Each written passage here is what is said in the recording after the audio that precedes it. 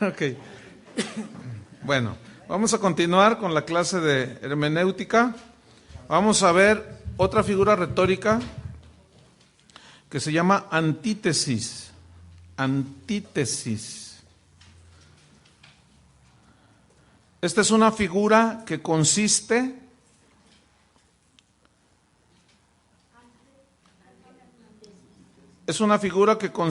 en contraponer una frase o palabra, figura que consiste en contraponer una frase o figura, o palabra, perdón, una frase o palabra a otra. Repito, antítesis, figura que consiste en contraponer una frase o palabra a otra de significado contrario. Ahorita lo explicamos. Repito, figura que consiste en contraponer una frase o palabra a otra de significado contrario. Y la mejor manera de entender esta definición es yendo a la Biblia, ¿sí? Porque está llena de este tipo de figura. Es muy interesante, ustedes se les van a hacer muy familiares, algunas que vamos a leer, y ustedes se van a dar cuenta, cuando ya la definen y todo, se van a dar cuenta de la riqueza de utilizar de cómo los escritores de la Biblia utilizaron esta figura y cómo enriquece el mensaje. Vamos a Deuteronomio 30.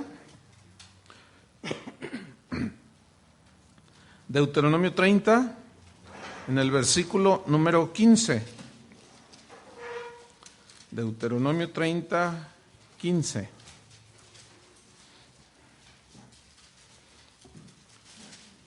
Fíjate, se contrapone una frase o palabra de significado contrario. Dice, mira, yo he puesto delante de ti hoy la vida y el bien, la muerte y el mal. Ahí está la antítesis, ¿sí? ¿Cuál es? La vida y el bien, la muerte y el mal. ¿Sí? Juntas, pero es de diferente significado, así, ¿sí? Totalmente opuesto. Esa es la antítesis. La vida y el bien, la muerte y el mal. En el versículo 19 del mismo Deuteronomio, aquí encontramos una prosopopeya, fíjense ustedes, en el 19, a los cielos y a la tierra llamo por testigos hoy contra vosotros. Ahí está. La tierra así redondita, siendo testiga, ¿verdad? Con su sonrisa así grandota. ¿Y los cielos? ¿Qué cara tienen los cielos? Pues es una prosopopeya, acuérdense, ¿no? A los cielos y a la tierra llamo por testigos hoy contra vosotros, que os he puesto delante, y aquí está la antítesis, les he puesto delante de vosotros la vida y la muerte. ¿Ven? La vida y la muerte. ¿Qué más dice? La bendición y la maldición. ¿Sí? Fíjate, los he puesto delante de ti, la vida y la muerte, la bendición y la maldición. Ahora, fíjate en lo que viene a continuación, hay un verbo muy importante allí, dice, escoge pues la vida para que vivas tú y tu descendencia. Escoge la vida. ¿Por qué no dice, por qué Dios no nos obliga a hacer las cosas? Porque Dios nos dio libre voluntad y si Él nos obligara, estaría violentando la misma libertad que Él nos dio. ¿Cierto? Por eso dice, Él te anima, te sugiere, te aconseja, escoge la vida. Mira, aquí está la bendición y aquí está la maldición. Aquí está la vida, aquí está la muerte. Escoge la vida, escoge la bendición. Entonces, escoger tiene que ver con la voluntad del ser humano. Entonces, cuando nosotros hacemos decisiones malas, todavía le decimos al Señor, vienen las consecuencias y le reclamamos. Y le decimos, ¿por qué? Pues, ¿por qué será? ¿Ah? ¿Quién escoge? ¿Ah? Si tú echas mentiras es porque tú escogiste. Después vienen las consecuencias de echar mentiras, ¿no es cierto? Si tú tomas algo que no es tuyo, y todavía hay cristianos que hasta oran, Señor, que no me vean. No, aunque no lo crean ustedes, de verdad. Hay cada despistado. Miren, yo estoy convencido de que ese tipo de gente no es cristiana. No son cristianos. Porque el que es nacido de nuevo tiene una naturaleza que lo lleva a hacer lo bueno. Entonces, ¿cómo un cristiano puede? Miren, hay cristianos que oran para violar las leyes de los Estados Unidos y pasarse por el río.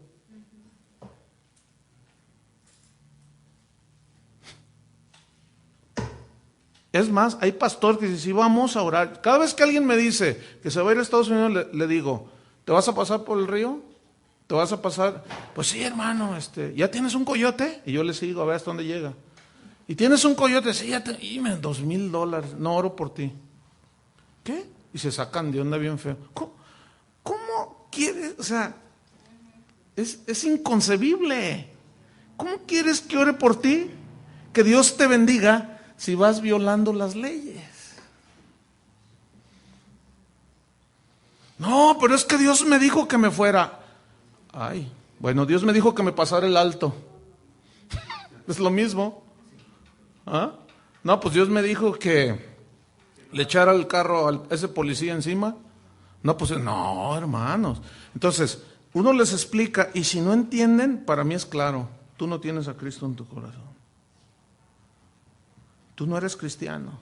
¿Se acuerdan de la parábola de la cizaña y el trigo que crecen juntos? ¿Sí? Ahí están. Y el trigo se dobla por el fruto, ¿se acuerdan? Y la cizaña no. Entonces, por sus frutos los conocerán. Es muy fácil, fíjense, a la vez es muy fácil. Entonces, estaba leyendo en la mañana un pasaje de Ezequiel donde dice, enséñale a mi pueblo a distinguir entre lo bueno y lo malo, lo justo y lo injusto, lo santo y lo profano, que sepan distinguir. Entonces, cuando tú estás con una persona y estás duro, y nomás no, o sea, no, pero ¿qué tiene que le dé mordida a la gente de tránsito? Me sale más barato. ¿Que no entiendes que estás corrompiendo? Pero no, es que es bendición, hermano, porque pagar la multa son 500 pesos y si le doy 100 me ahorro varios cientos de pesos. Hermano, pero qué, ay, hermano, no, pues para mí, tú dices, no, ese no es cristiano. Es así casi seguro, ¿no? Porque la naturaleza del que es nacido de nuevo, ese cuando falla, el Espíritu Santo, cuando lo hace en ignorancia, el Espíritu Santo le remueve ahí la conciencia y el corazón, ¿no es cierto? Entonces fíjate, la antítesis ayuda a hacer las cosas radicales, el bien y el mal, ¿sí? La bendición y la maldición. Ahora, ¿quién escoge? Nosotros. ¿Yo escojo la bendición o yo escojo la maldición? ¿Sí? ¿Yo escojo el bien o escojo el mal? Vamos a otra antítesis. Mateo 7:13. Estas son de las más familiares. Mateo 7, versículo 13. Noten ustedes. Dice, entrad por la puerta estrecha. Fíjense, aquí está una frase, puerta estrecha. Porque ancha es la puerta, fíjense. Y espacioso el camino que lleva a la perdición. ¿Notan la antítesis? ¿Sí? Puerta estrecha, puerta ancha. Muchos son los que entran por esa puerta ancha. O sea, fíjense qué cosas, ¿eh? Son más los que van y entran por esa puerta que por la puerta angosta. Ahora, esta antítesis es impresionante. Nosotros lo leemos así ya como muy normal, ¿no? La puerta es... Pero si profundizamos, el Señor dice, es que nada más hay dos caminos. Uno es el camino que lleva al Padre. ¿Quién es? Es Jesús. Si tú de verdad quieres caminar bien con Dios, déjame decirte una cosa. Mientras más pasa el tiempo, tu camino ancho se va haciendo más angosto. Cada día más angosto, más angosto. ¿Por qué? Porque sigues conociendo más a Dios, porque Dios exige más de ti, porque Dios pide más de ti, que tú mengues y Él crezca. Entonces tu camino se va haciendo más y más angosto. Pero ese es el camino que lleva a la vida. Eso es paradójica, lo vamos a ver más adelante. Eso es una paradoja. Justamente ese es el camino, el que nos lleva a la vida. Y luego dice, muchos entran por esa puerta, versículo 14, porque estrecha es la puerta, ahí está otra vez, y angosto el camino que lleva a la vida, y pocos son los que la hallan. Yo quiero que ustedes reflexionen en eso, Muchos son los que caminan el camino ancho, y dentro de las iglesias, y pocos son los que realmente dicen, bueno, yo quiero vivir una vida de rectitud, una vida de santidad, una vida de integridad, y pocos son. Yo espero que seas de esa manada pequeña y no del montón. Sí, porque uno de los errores más comunes en las iglesias es que si ven las ovejas que otro hermano hace algo, o el líder o el pastor hace algo malo, dicen, sí se vale. En lugar de decir, oye, no, dicen, sí se vale. Fíjense qué manera tan más liviana de razonar las cosas. Tú no esperes que el otro sea buen cristiano para entonces tú ser buen cristiano. Tú sé buen cristiano. Porque si estás esperando a que el otro sea buen cristiano y camine el camino ancho, el camino angosto, perdón, en este caso, hasta que lo haga, entonces yo lo voy a hacer. No, está mal definido. Es un pensamiento falto de mucha sabiduría. O sea, que si el otro se va al infierno, tú también. Pues sí, dicen los hermanos. Amén, dicen otros. Entonces, no, hermanos. No. No, ¿a poco porque el otro, porque aquel pastor hace sus rollos, y yo me digo, sí se vale? Porque es un pastor que tiene 50 años en el evangelio y hace algo, una trampa o algo chueco, y yo lo veo y digo, sí se vale. No, pues sí, él lo hace. Y como no cayó fulminado en ese momento, ese es el peligro también. Como no caemos fulminados en el momento en que hacemos nuestros rollos, decimos, todo está bien. Entonces, esta antítesis es contundente acerca del camino. El que quiera vivir piadosamente en Cristo, sufrirá persecución.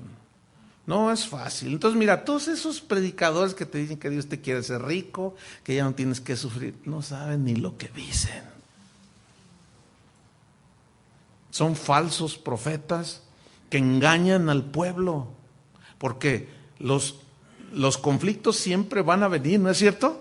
Y cuando la gente que le enseñan eso, que no se debe de enfermar, que debe ser rico, y cuando le viene todo aquello que está escrito, vienen ríos, dan con ímpetu y llegan los huracanes y llega Vilma, ¿o cómo se llamaba? Katrina. Y les da duro, entonces se turban. Y contra el primero que la agarran es contra Dios, fíjense. Y dicen, Dios no cumplió su palabra, y se meten con Dios. Y nunca pensaron en el falso maestro que les está enseñando mal. O un maestro que no necesariamente es falso profeta, pero que no conoce las escrituras. Entonces, vamos a otro muy interesante. En el versículo 15, inmediato, 15 al 18, allí hay otra antítesis. Guardaos, fíjense, hay una ligación. Acuérdense que estos pasajes son corridos, ¿sí? Son continuos. Nada más que las Biblias, al ponerle versículos, pues los cuadraron un poco y les pusieron títulos, subtítulos ahí, pero originalmente no forman parte de las Escrituras. Entonces, miren, puerta estrecha, camino angosto, pocos caminan por ahí, pocos hallan, ¿Por qué? Versículo 15. Lo que les estoy diciendo. Guardaos de los falsos profetas. Los que los hacen andar por el camino ancho. ¿Sabes cómo le llaman ahora algunos líderes cristianos el hecho de que tú quieras guardarte en santidad? Te dicen religioso, porque ellos fuman, toman, bailan, van a los antros, y dicen, no, nosotros somos libres, Cristo nos hizo libres, no somos religiosos, dicen. Y se burlan de ti porque, a mí me lo han dicho, no, tú eres un religioso. Ah, bueno, pues si para ti eso es ser religioso, bueno. ¿Quién les metió eso? Un falso profeta. Fíjense, guardaos de los falsos profetas, que vienen a vosotros con vestidos de ovejas, pero por dentro son lobos rapaces. ¿Se acuerdan aquel cuento de Caperucita? ¿Sí? No hay otra manera en la cual Satanás, dice la Biblia que Satanás y sus seguidores se disfrazan como ángeles de luz. Se disfrazan. Y esa palabra se disfrazan es que ponen una apariencia que realmente no son. Es una apariencia. ¿Sí? Entonces, ¿se acuerdan de ese cuento que está ahí, no, el lobo? Y llega Caperucita inocente. Y le dice, ¿y por qué tienes esos ojos tan grandes? Para verte mejor. ¿Se acuerdan? Inocente, pobrecita. Ese tiene una moraleja bien interesante. ¿Y por qué tienes esas orejas tan grandes? ¿Y por qué tienes ese hocico tan grande? ¿Para qué? Y así son los falsos profetas, hermano. Y nosotros los cristianos como Caperucita Roja, ahí andamos ahí con la canastita de manzanas. Híjole, no hay que ser tan inocentes, hermanos, de verdad, de verdad. Yo les he comentado que hay gente, hay pastores que me han maltratado por lo que yo estoy enseñando, hágame favor. Increíble, ¿no? Pero ahí está. Pero luego yo los veo, ¿quiénes son los que están diciendo? Y no, les ves, tienen una cola de lobo impresionante. Pues claro, los estamos desenmascarando y pues no les gusta, ¿verdad? Entonces dice, pero por dentro son lobos rapaces. Versículo 16, fíjate. Por sus frutos los conoceréis. Y luego viene la antítesis. ¿Acaso se recogen uvas de los espinos o higos de los abrojos? Pues no, ¿verdad? O sea, es algo imposible, es lo que yo les estaba diciendo hace un rato, ¿no? Cuando alguien nomás no le entra y no da fruto, ese no es cristiano, o sea, de plano. Porque una cosa es ser un cristiano que falla, pero se arrepiente. Pero ya quien deliberadamente hace las cosas y a sabiendas, es aguas. Versículo 17. Así, todo buen árbol da buenos frutos, pero el árbol malo da frutos malos. Fíjense, árbol bueno, árbol malo. Sí, frutos buenos, frutos malos. Es que es simple, hermanos. Fíjense. Fíjense cómo esta figura retórica, en este caso, nos ayuda a comprender, porque contrapone una palabra con otra, de diferente significado. Entonces, mira, si entre la congregación a la iglesia que tú vas, ves a una persona que siempre está con sus rollos, siempre está criticando, siempre está amargado, siempre está diciendo, nunca está contento, siempre está... Entonces, oye los mensajes y tú le dices, ya ves, oye lo que Dios está diciendo. No, pero ¿qué piensa? Aguas con ese. Porque pasa el tiempo y sus frutos nada, y nada. Entonces, ¿cómo va a dar higos si no es higuera? Es imposible. ¿Cómo va a dar frutos de un hijo de Dios si no tiene la naturaleza de Dios? Díganles que estoy predicando.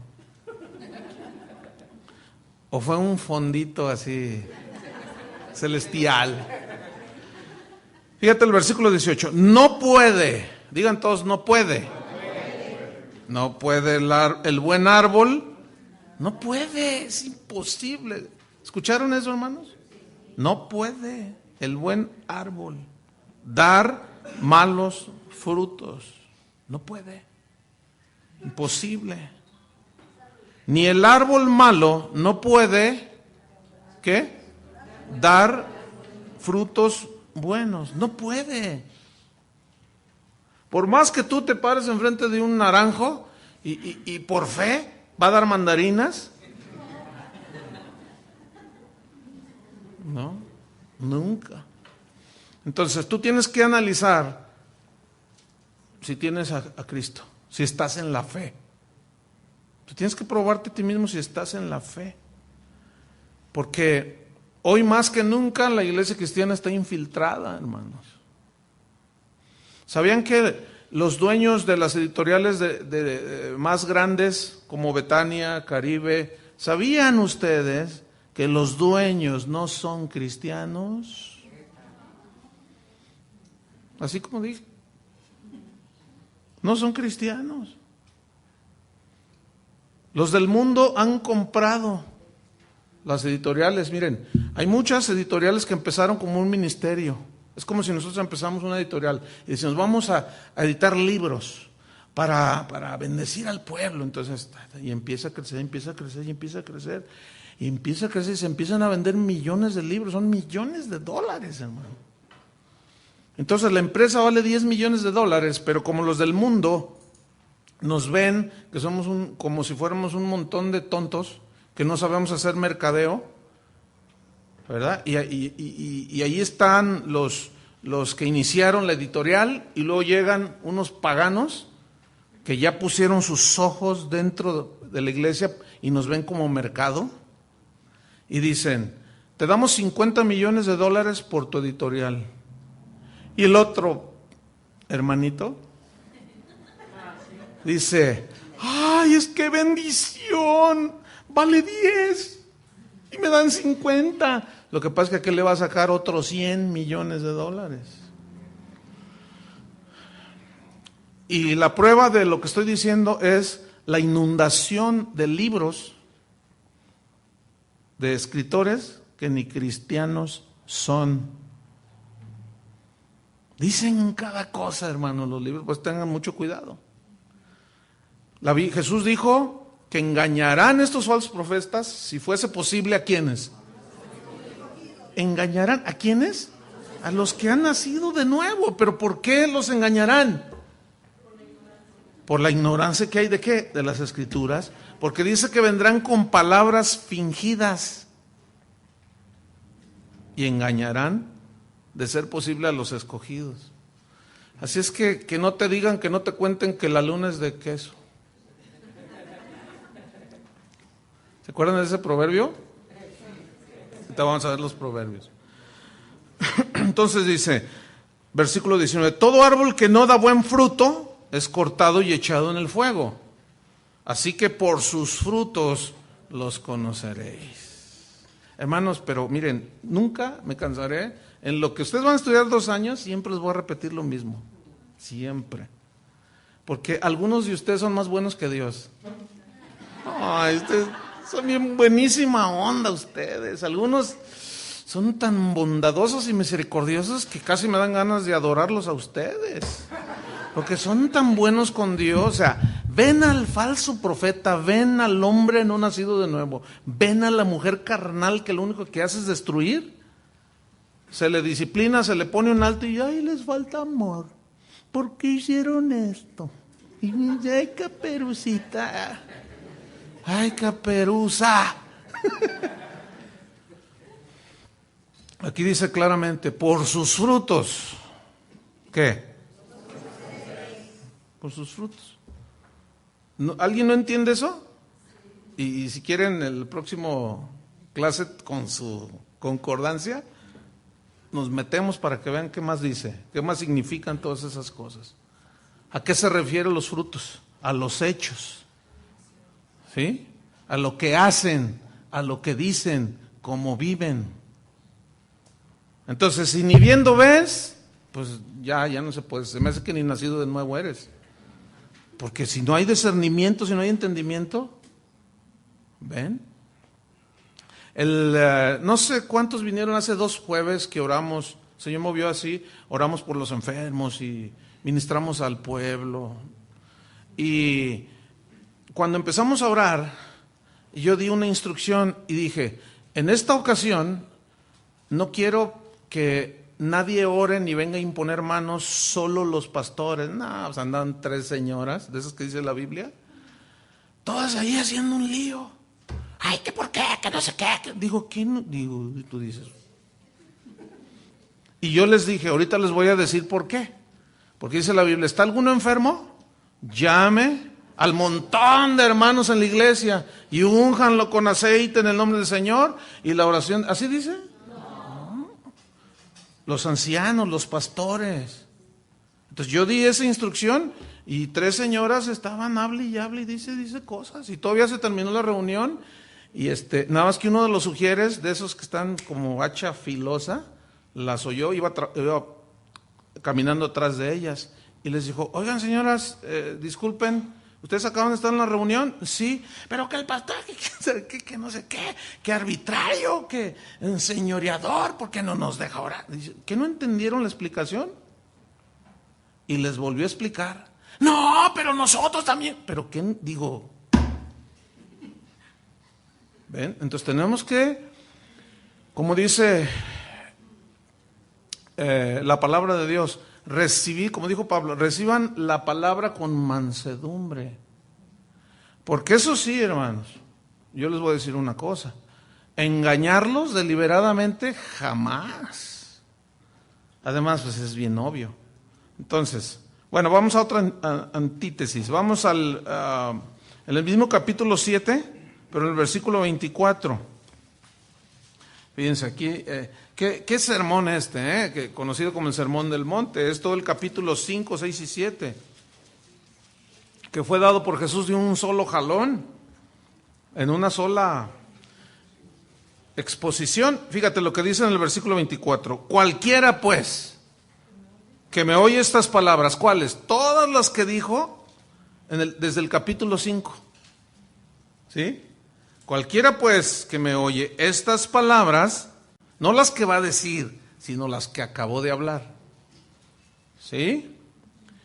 Y las hace, le compararé a un hombre prudente que edificó su casa sobre la roca.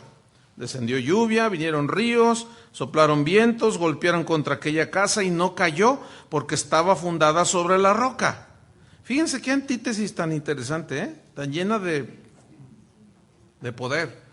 Versículo 26, pero cualquiera, ese cualquiera incluye pues a todos, ¿no?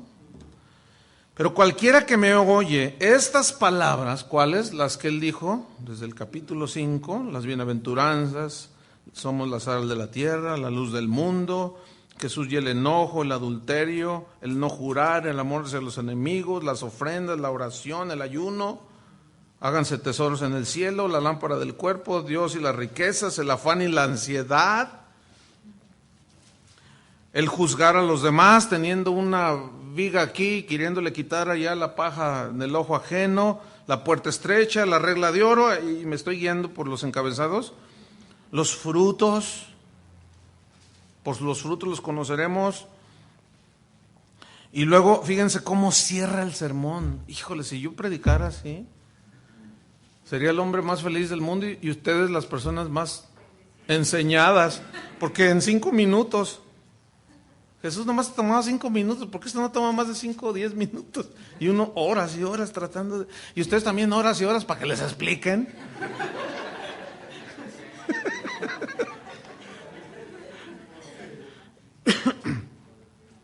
Fíjense qué antítesis, versículo 26. Pero cualquiera que me oye estas palabras y no las hace, ¿cuál fue se contrapone con el que oye y hace? El que oye y no hace. Ahí está la antítesis, ¿sí?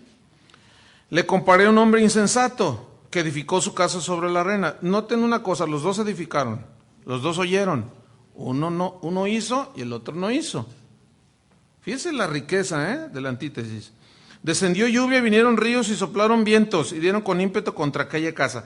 Exactamente lo mismo que el versículo 25, del que Este versículo nada más, esta antítesis echa por tierra las falsas doctrinas de esos falsos maestros, que el cristiano ya no debe de sufrir, que Cristo ya pagó en la cruz por nosotros, y que quién sabe qué y que no, y que si te pasa algo es porque andas mal, y que Satanás y no sé cuánto rollo.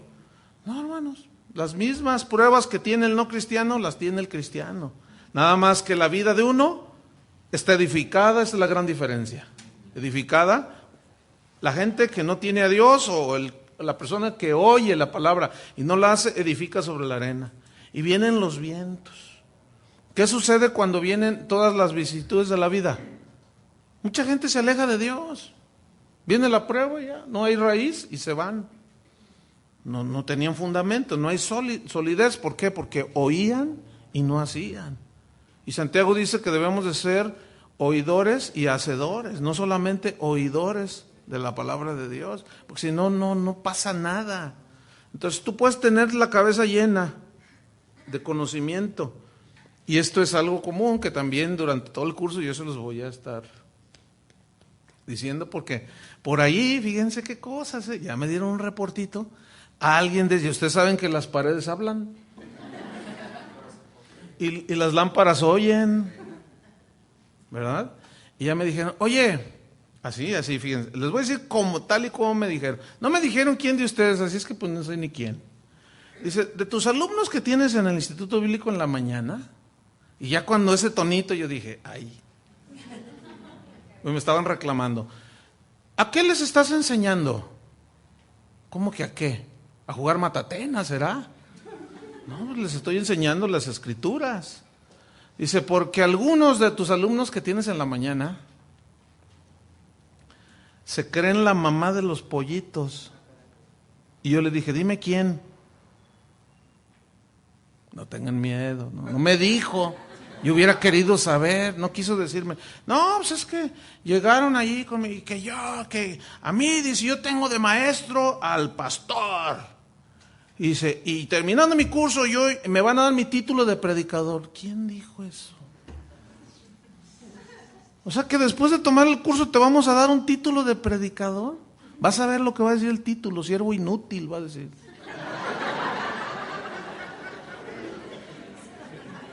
Eso es a lo que más podemos aspirar según Jesús, ¿no?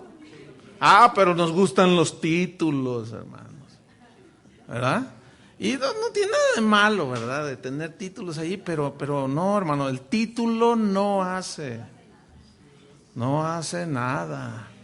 ¿Cuántos tienen títulos de abogados y son terribles abogados? O sea, no. O sea, ustedes van a recibir su diploma y lo que ustedes quieran, pero no se van a recibir al terminar ni de pastores, ¿escucharon bien?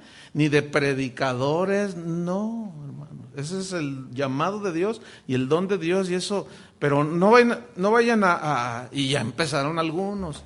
Pero miren, no le pude sacar a esta persona a quién. A ver, mírenme todos acá de ahorita voy a prender el discernidor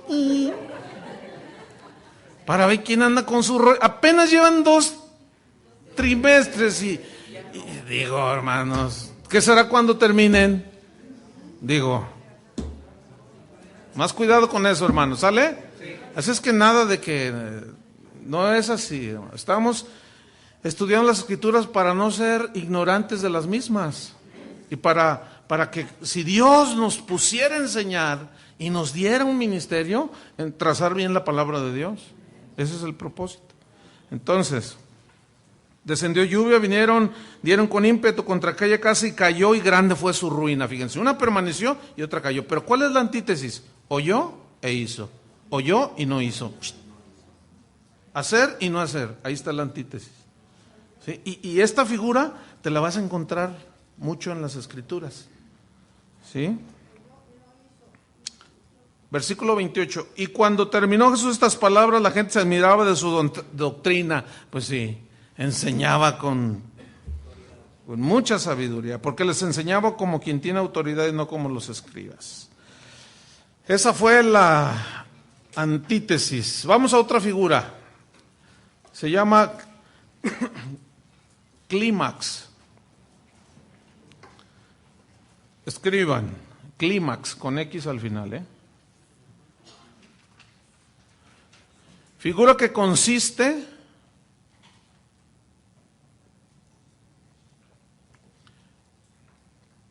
en ir ascendiendo o descendiendo el discurso. Voy a repetir, clímax. Figura que consiste en ir ascendiendo o descendiendo en el discurso. Esta es una figura también muy usada en las Escrituras, con mucha sabiduría del Espíritu Santo, porque Él les infundió el aliento. Pero uno de los pasajes donde hay un clímax impresionante es Hebreos 11.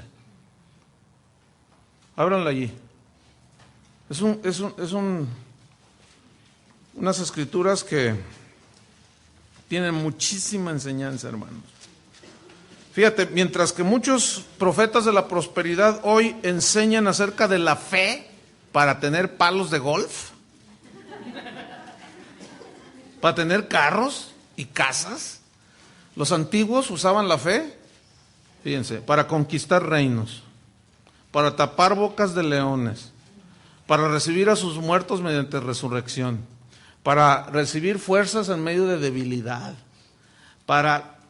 y ahora las enseñanzas de los predicadores de fe es cómo tener fe para tener unos mugrosos palos de golf, hermanos. A mí me da mucha pena eso. Y claro, pues eso apela a la carne, pues la gente le encanta. Que les enseñen a usar la fe, como la lista de Hebreos 11. Qué diferente mensaje, hermanos. ¿No es cierto? Fíjate cómo empieza. La fe es la certeza de lo que se espera, la convicción de lo que no se ve. Porque por la fe, por ella alcanzaron buen testimonio los antiguos. Por la fe entendemos haber sido constituido el universo por la palabra de Dios, de modo que lo que se ve fue hecho de lo que no se veía. Por la fe Abel ofreció a Dios más excelente sacrificio que Caín. Voy a saltar en algunos textos. Por la fe no fue traspuesto para no ver muerte, y fue traspuesto y tuvo testimonio de haber agradado a Dios. Pero sin fe es imposible agradar a Dios. Por la fe Noé hizo 2 palos de golf, y como remos del arca. ¿Verdad? Cuando fue advertido, Noé, cuando fue advertido, con temor preparó el arca. ¿Por qué no hizo un ferrocarril? ¿Cuál era el problema de esa situación? Agua, juicio por medio de agua, y no había otro utensilio o otro artefacto que lo salvara, arca. Y justamente eso fue lo que Dios le dijo que hiciera. Hazte un arca. Preparó con temor. Nosotros debemos de prepararnos, hermanos. ¿Sí? Y estar atentos. Esta lista de Hebreos 11, hermanos, es... Yo tengo un montón de mensajes de este capítulo. Es enriquecedor. Entonces, fíjense cómo va subiendo. Noé, Abraham, versículo 8, siendo llamado, obedeció y salió sin saber a dónde iba. ¡Wow! Y tú estás leyendo y dices, wow, ¡qué tremendo! Por la fe habitó como extranjero en la tierra prometida. Sara, en el versículo 11, recibió fuerza para concebir. Cuando era estéril. En el versículo 17, por la fe Abraham, cuando fue probado, ofreció a Isaac, pensando que Dios es poderoso para levantar a uno entre los muertos, de donde en sentido figurado también lo volvió a recibir. Entonces, fíjate, a ver si sienten ustedes el clímax, ¿sí? Fíjense. Por la fe bendijo Isaac a Jacob, y eso respecto a las cosas venideras. Por la fe Jacob al morir bendijo cada uno de los hijos de José, y adoró. Por la fe José al morir mencionó, saquen mis huesos.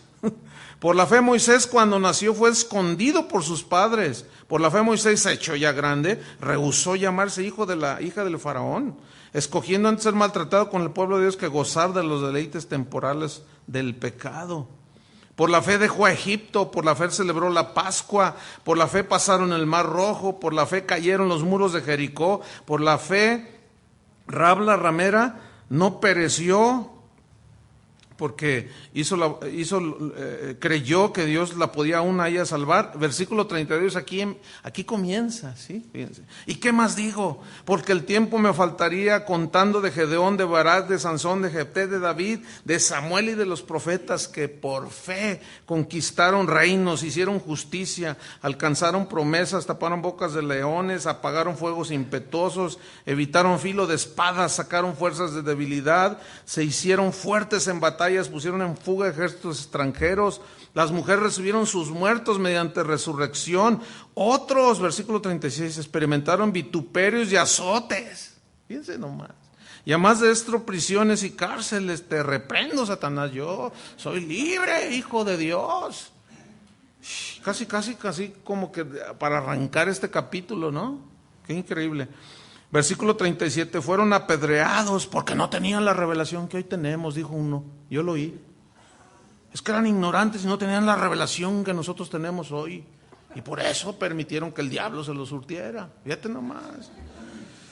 Fueron aserrados, puestos a prueba, muertos a filo de espada, anduvieron de acá para allá, cubiertos de pieles de ovejas, de cabras, pobres, angustiados, maltratados, de los cuales el mundo no era digno, errando por los desiertos, por los montes, por las cuevas, las cavernas de la tierra. Y todos estos, aunque alcanzaron buen testimonio mediante la fe, no recibieron lo prometido, que es Cristo.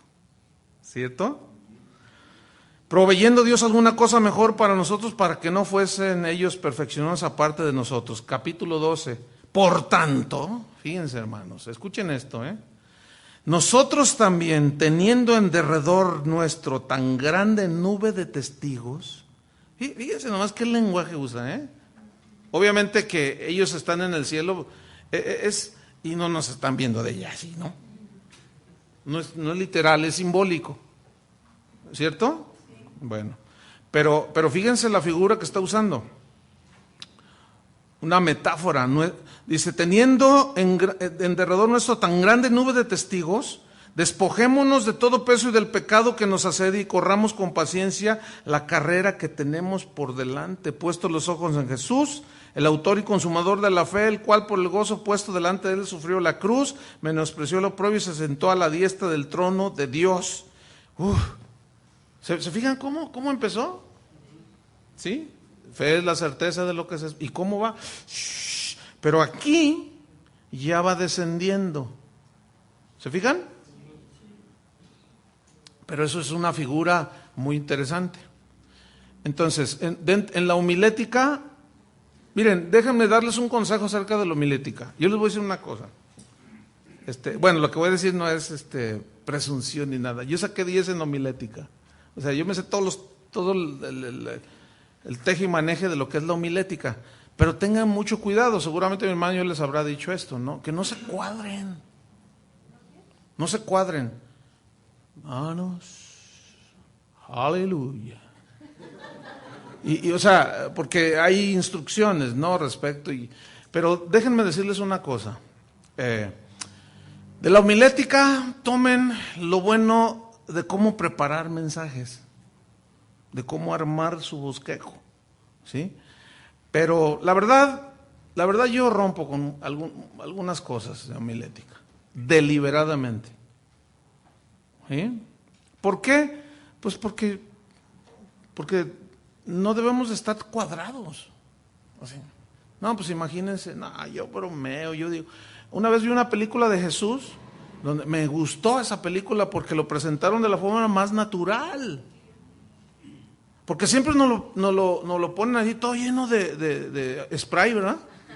Así se le ve la peluca así toda así bien peinadita y caminando así. No, y las películas mexicanas, esas ¿cómo se llamaba uno que hizo el Cristo de la montaña? Sí, no, pero hay otro, Enrique Rambal creo que también, otro también. Casi le dan ganas de suicidarse, man. No.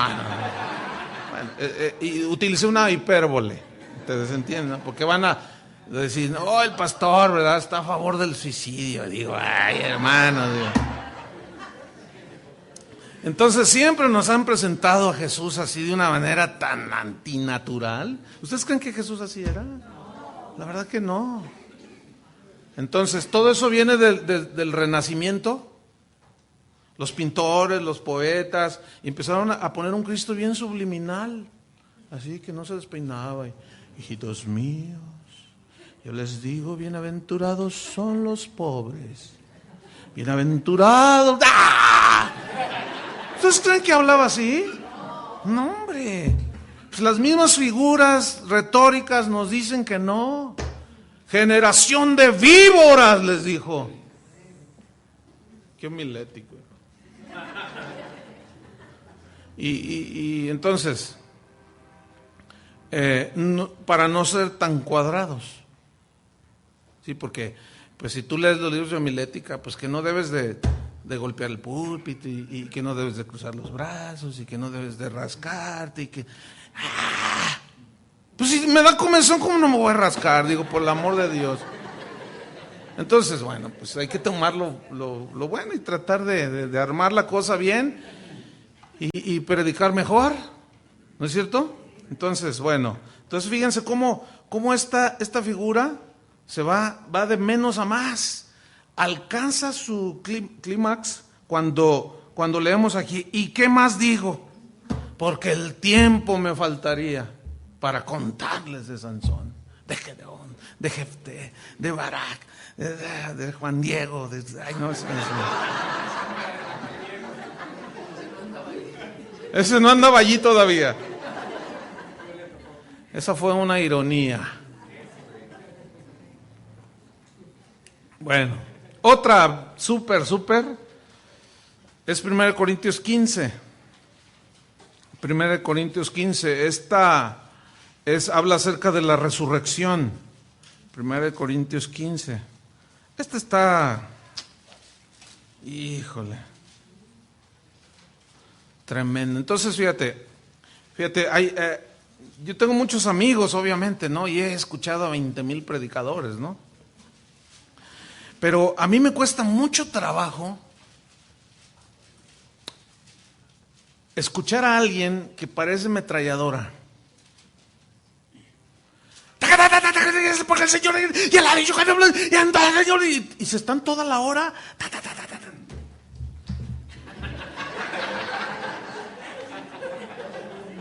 No. Fíjate, las mismas figuras retóricas te hablan. El clímax, como empiezas de menos, llegas a más, bajas, vuelves a subir. O sea, y ahí es donde la homilética, bueno, te dice, no, tienes que modular la voz, tienes que dar énfasis cuando es la frase de impacto. Todo ese asunto, ¿no? Entonces, porque conozco a una predicadora que es, miren hermanos, como yo no tengo mucha libertad con ella, porque la he visto, hemos coincidido como oradores varias veces, pero no hay, no me siento con la libertad para decirle, pues. Si hubiera un poco más de confianza, yo sí le diría, ¿sabes una cosa? Te voy a dar un consejo, tómate un cursito de homilética. No, sí, y de veras, porque parece una metralleta, hermanos, y miren, la gente en lugar y podemos percibir, porque un día estábamos en un evento en Sudamérica, y ella empezó a predicar, y desde que empezó, con ustedes, Caperucita Roja. Entonces dice... 1 Corintios 12:1 y empieza así. O sea, ni siquiera dice, abran su Biblia en 1 Corintios capítulo 12, versículo 1. Vamos a hablar de los dones espirituales. O sea, le dan agarran el 1 Corintios 12:1 dice que los dones son... Híjole. Entonces yo estaba junto a un maestrazo de la Biblia. Catedrático en Cristo para las Naciones en Dallas. Bueno, en ese entonces director, nomás para que se den un quemón. Y le decía. Entonces me dice, pues ese es americano, ¿no? Me dice, Chuy, habla español. Oye, Chuy, dice, ay, perdóname, señor. Chuy, me voy a salir. Pues salte, ¿a mí qué me dices? Pero yo estaba captando, dice, es que no puedo, no, ay Señor, perdóname, yo no, tú sabes que no lo hago pero con mala intención, pero no soporto, no puedo. Y empezó a hablar como solo. O sea, ella estaba enloqueciendo. En lugar de convertirse, estaba enloqueciendo, ¿no? Digo, ¿qué traes? ¿Qué traes? ¿Qué te pasa?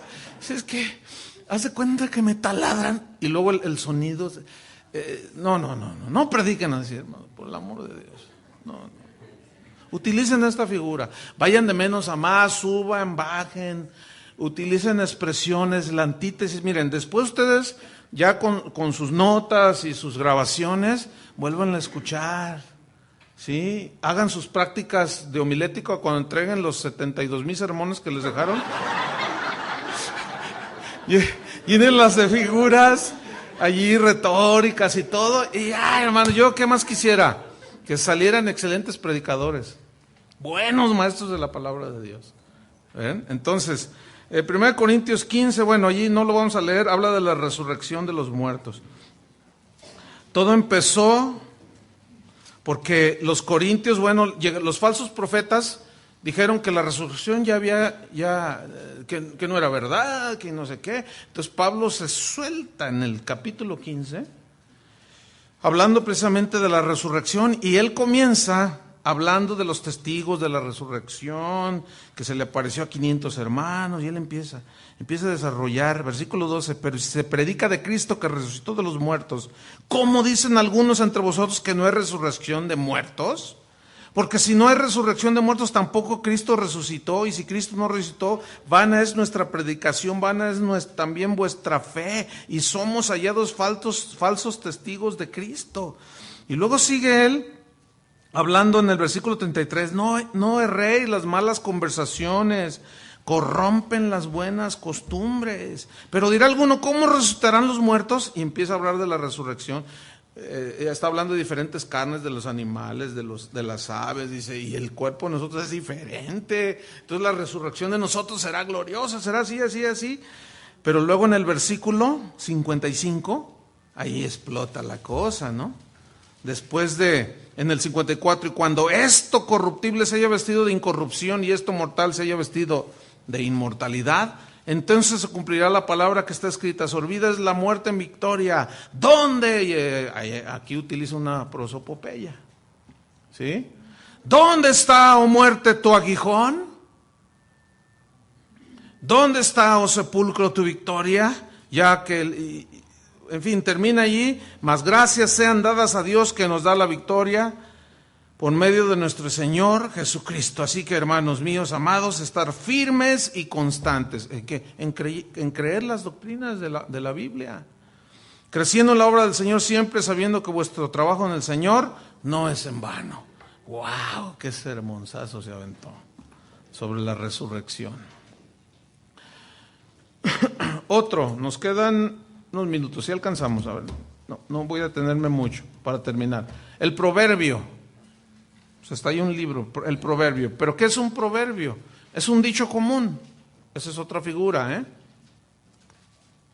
El proverbio es un dicho común que se distingue por su brevedad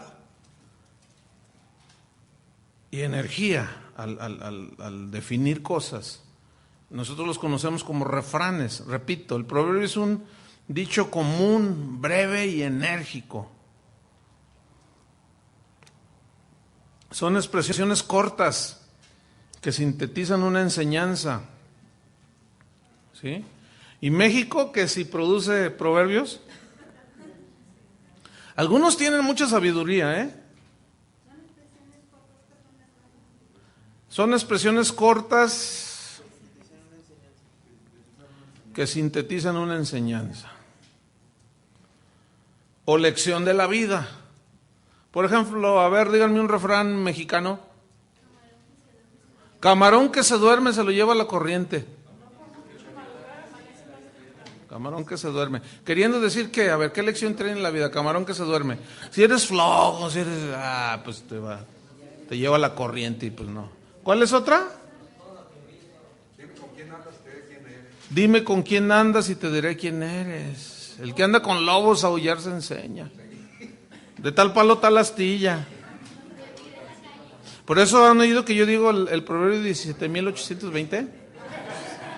Ahí está. Y muchos tienen sabiduría popular porque sintetizan una verdad, ¿sí? En un solo refrán y una sola expresión, una enseñanza, resaltan una enseñanza y sintetizan una lección de la vida, ¿sí? Tienen sabiduría. Hay otros que están, pues parecen sabios, pero agreden, ya, ahora, hay algunos que están, digamos, compaginan con la Biblia en cuanto a los conceptos, ¿sí? Esos son los proverbios. Miren, y bueno, pues vamos a los proverbios de Salomón. En el capítulo 1, versículo 2, 1:1, vamos al 1:1 hasta el 6. Los proverbios de Salomón, hijo de David, rey de Israel. Y luego fíjate, para entender sabiduría, ahí está, y doctrina. Este es el propósito de los proverbios de la Biblia. Para entender sabiduría, doctrina. El poder de la vida y la muerte están en la lengua. ¿Se acuerdan de ese? Así es que yo decido cómo me muero y cuándo. ¿Está bien interpretado ese proverbio? Por el amor de Dios. Entonces, dice, para entender sabiduría, y allí no hay sabiduría, y doctrina, para conocer razones prudentes. Estos son los propósitos de los proverbios. Para recibir consejo de prudencia, fíjense, consejo. Juicio, consejo de prudencia, justicia, de juicio. Aquí juicio es discernimiento, y equidad. Para dar sagacidad a los simples. Y a los jóvenes inteligencia y cordura. ¿Se acuerdan de ese que dice, te has enlazado en los dichos de tu boca? Pero ¿cuál es el contexto? ¿Salir de fiador? O sea, sí, te soy fiador. Y hay un proverbio, un refrán popular que dice, fiador, pagador. Entonces imagínense, te has enlazado con los dichos de tu boca. Entonces, voy en la carretera, no, me voy por acá porque si no me voy a voltear. Ya, te enlazaste con los dichos. No sé, hay que ser tan ignorantes, hermano. Si todo lo que decimos sucediera, imagínense. Olvídate, ya serías rana, serías un sapo, serías la bella durmiente, serías el príncipe azul y quién sabe cuánto rollo. No, hermanos, hay que tener mucho cuidado con eso. Entonces, ¿qué más? A los jóvenes, inteligencia y cordura. ¿Por qué les dice inteligencia y cordura? Porque les falta.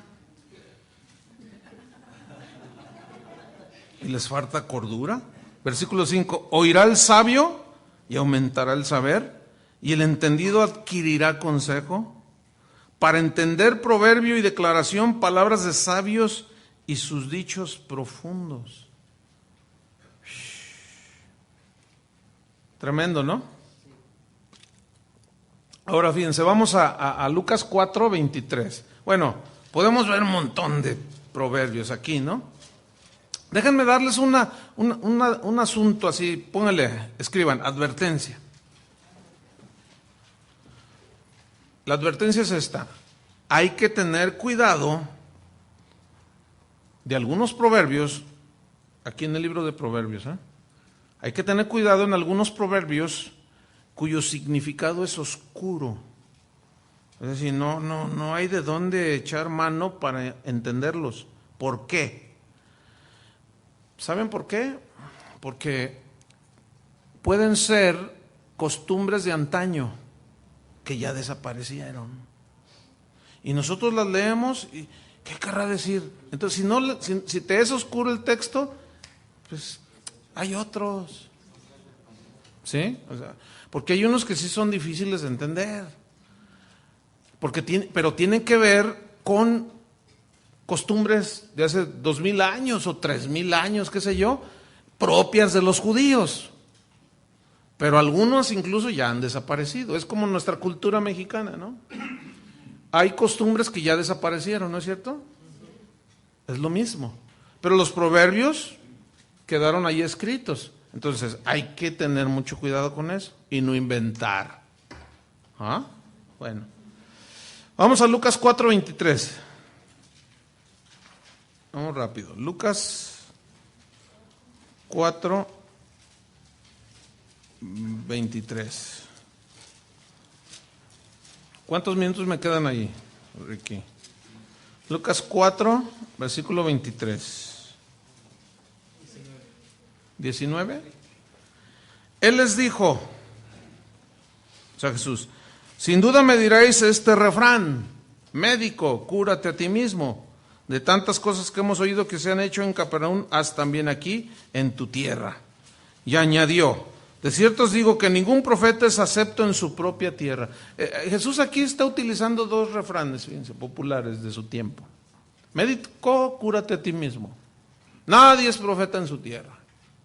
Y bueno, se usaban y él los tomó, los aplicó, ¿sí? Porque efectivamente eso le estaba pasando a él. Marcos 6, versículo 4. Marcos 6, 4, se los leo para irnos rápido. Marcos 6, 4. Mas Jesús decía, no hay profeta sin honra, sino en su propia tierra, y entre sus parientes, y en su casa. Y bueno, pues es la verdad. ¿Cuántos son los en sus casas son el único cristiano? ¿Tú eres el único cristiano? O sea que tu hijo no es cristiano. No, yo dije en su casa, a lo mejor no me definí bien. Tu familia, o sea, tu familia. En tu familia, me refiero, si eres casado, pues tu esposo, tus hijos, que sean el único cristiano. Sí, ok. Bueno, lo típico, digo, para que no se les cierre el mundo, lo típico es que no les crean y creen que están locos, ¿verdad? Porque sí están locos. Como dice Pablo, ¿no? Si estamos locos es para Dios, y si estamos cuerdos es para los hombres. Dice que Dios nos quiso salvar por la locura de la predicación, ¿verdad? Pero ellos no entienden, entonces te van a zumbar. En el caso de mi familia, cuando yo no era cristiano, mi hermana fue la primera. No, mi mamá hasta le pegó. Y yo le ponía unas barridas a mi hermana. Pregúntenle. Un día me dice, el Señor quiere que tú seas salvo. ¿De veras? Y me dice, sí. Entonces voy a la cocina y a donde estaba la lavadora y agarré el detergente. Le dije, mira, ya soy salvo. Ah, pobrecita. Bueno, así como bromeo, ahora aquí, nada más imagínense antes que tenía la mente de Tarzán, de un hombre no regenerado, imagínate. Entonces, eso siempre en el primer convertido es muy común, casi siempre, la mayoría de las veces, te agarran, nadie es profeta en su tierra. Así es que para que se hagan la idea, para que no digan, ay, ¿qué me está pasando? Nadie es profeta en su tierra. ¿No? Hay una verdad ahí escondida, resalta, hay una enseñanza fuerte ahí de parte de Jesús. ¿Qué más? Segunda de Pedro 2:22. Segunda de Pedro 2:22. Hablando de los que conocen el camino de Dios. Vamos desde el 20. Está hablando de los falsos profetas. Pedro, en 2 de Pedro, capítulo 2, voy a leer desde el 19, dice, les prometen libertad y son ellos mismos esclavos de corrupción, porque el que es vencido por alguno es hecho esclavo del que lo venció. Ciertamente, si habiéndose ellos escapado de las contaminaciones del mundo por el conocimiento del Señor y Salvador Jesucristo, enredándose otra vez en ellas, son vencidos, su postrer estado viene a ser peor que el primero. Porque mejor les hubiera sido no haber conocido el camino de la justicia, que después de haber conocido, volverse atrás del santo mandamiento que les fue dado. Pero les ha acontecido lo del verdadero proverbio. El perro vuelve a su vómito, y es Proverbios 26:11. El perro, lo cita Pedro a Salomón, el perro vuelve a su vómito y la puerca lavada a revolcarse en el cieno. Qué proverbio, ¿no? La puerca lavada a revolcarse. Bueno, y finalmente la paradoja. La paradoja. Escriban. La paradoja. La paradoja es una declaración opuesta a la opinión común. Repito, es una declaración opuesta a la opinión común, que parece absurda. Repito, es una declaración opuesta a la opinión común, que parece absurda y que va en contra del sentido común. Es muy interesante también estas expresiones. Por ejemplo, en Mateo 8:22, Mateo 8:22, está un joven allí diciéndole, te seguiré a donde tú vayas.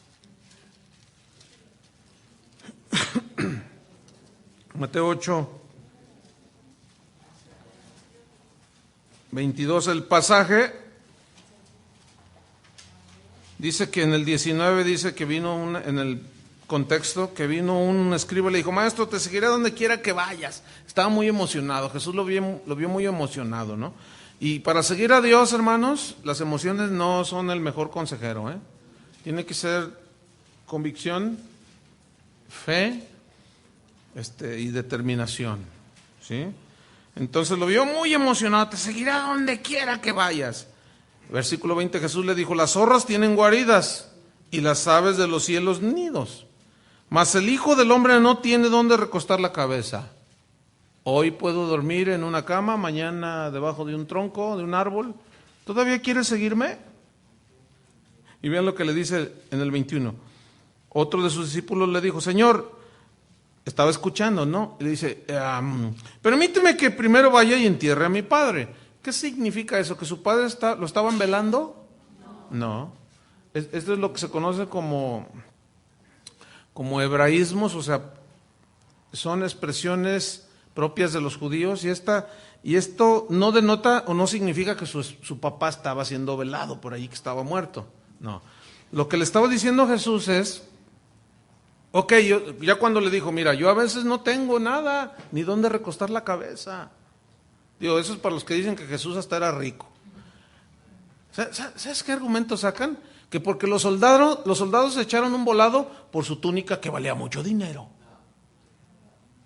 Eso dicen esa gente, man, que ay, híjole. Pero bueno, tengo que mencionarlo, no me gusta, pero tengo que mencionarlo. Tengo que sacarlos siempre a colación porque engañan bien horrible, ¿no? Y aquí él dice que no tiene ni dónde recostar su cabeza, y es verdad. Él se hizo pobre, siendo rico, y luego otra mala interpretación, para que nosotros con su pobreza fuésemos enriquecidos. ¿A qué habla? ¿Material o espiritual? Muy bien, ustedes están con el hacha filosa.